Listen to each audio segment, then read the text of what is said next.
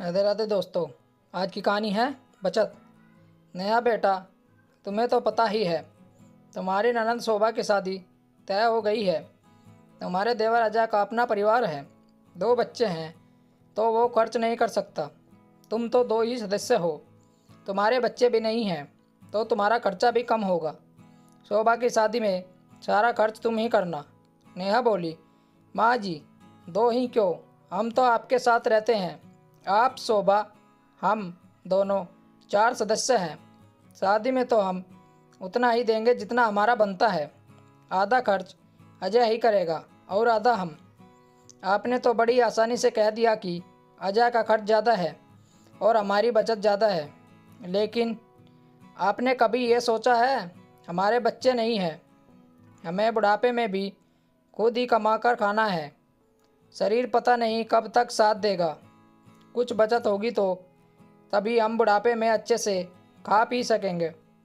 बुढ़ापे में तो हर चीज़ चाहिए होती है, दवाइयों का खर्च अलग। अजय के तो 2 बेटे हैं, दोनों मिलकर उसे देख लेंगे, लेकिन हमें कौन पूछेगा। हमारी तो यही बचत ही हमारे काम आएगी और घर खर्च भी सारा हम ही करते हैं।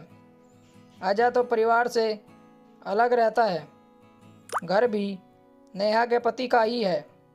अजय अपने परिवार के पिता के मकान में ही रहता था, जो सासू माँ ने खुशी से अजय को दे दिया था। नेहा ने फिर भी सासू माँ को मान दिया कि वो उनके साथ रहते हैं।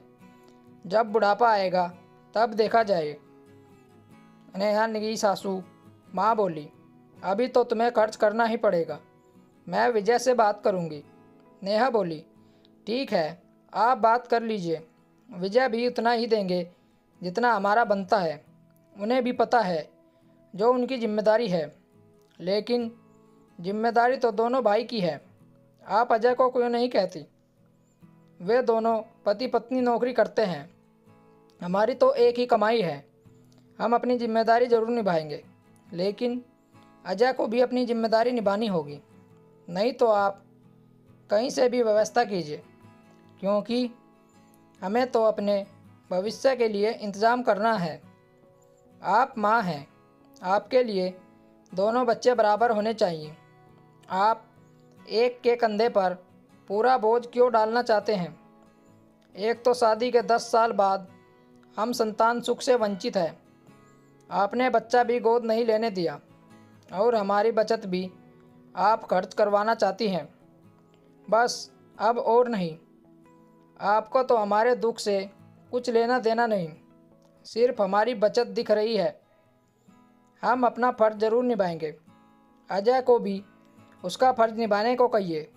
हाँ, अगर अजय की आर्थिक स्थिति अच्छी नहीं होती तो मैं चुपचाप से आपकी बात मान लेती, लेकिन वो समर्थवान है, उसे कोई कमी नहीं। आगे आपकी इच्छा।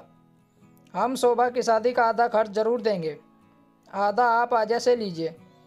और आपकी भी हर महीने से पेंशन आती है, वो भी आपके पास है। हमने कभी नहीं कहा और ना ही कुछ खर्च करने को कहा। नेहा की सासू माँ बोलती, इससे पहले उनका बेटा विजय आ गया। माँ ने नेहा की कई सारी बातें विजय को बता दी, तो विजय ने गंभीर स्वर में इतना ही कहा, नेहा ने कुछ गलत नहीं कहा। आप माँ हैं, आपको भी हमारी स्थिति समझनी चाहिए। अब नेहा की सासू माँ ने चुप रहने में ही भलाई समझी और कमरे से बाहर चली गई। स्टोरी को लेकर आपकी क्या राय है, नीचे कमेंट करके हमें बताएं।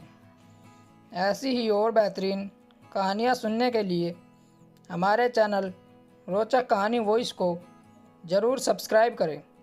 मिलते हैं आपसे एक और नई कहानी के साथ। तब तक जुड़े रहिए हमारे चैनल के साथ। कहानी सुनने के लिए आप लोगों का बहुत बहुत धन्यवाद। राम राम दोस्तों।